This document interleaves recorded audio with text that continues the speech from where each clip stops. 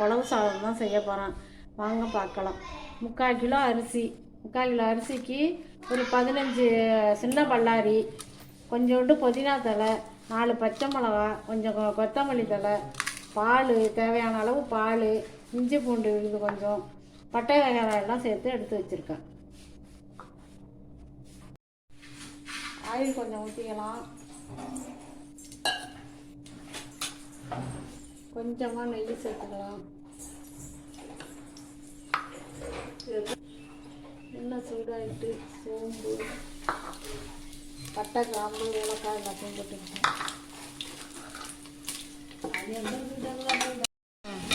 வெங்காயம் நல்லா வதங்கி வச்சு புதினா, கொத்தமல்லி, பச்சை மிளகா எல்லாத்தையும் சேர்த்துக்கணும்.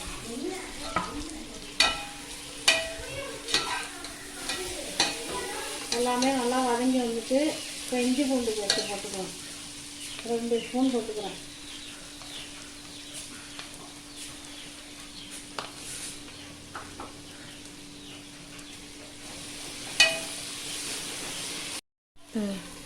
இஞ்சி பூண்டெல்லாம் நல்லா வதங்கி வந்துட்டு இப்போ பாலையும் ஊற்றிக்கணும்.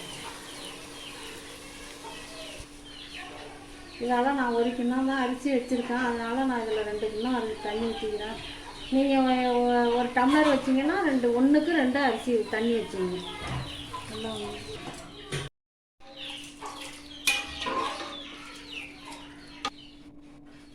தேவையான அளவு உப்பு போட்டுக்கணும்.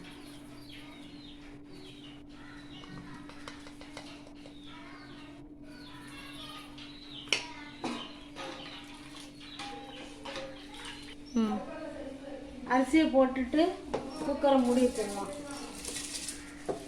குக்கரை மூடி வச்சிடலாம். நல்லா கிண்டி விட்டு குக்கரை மூடி வச்சிடலாம். பாட்டிக்கலாம்.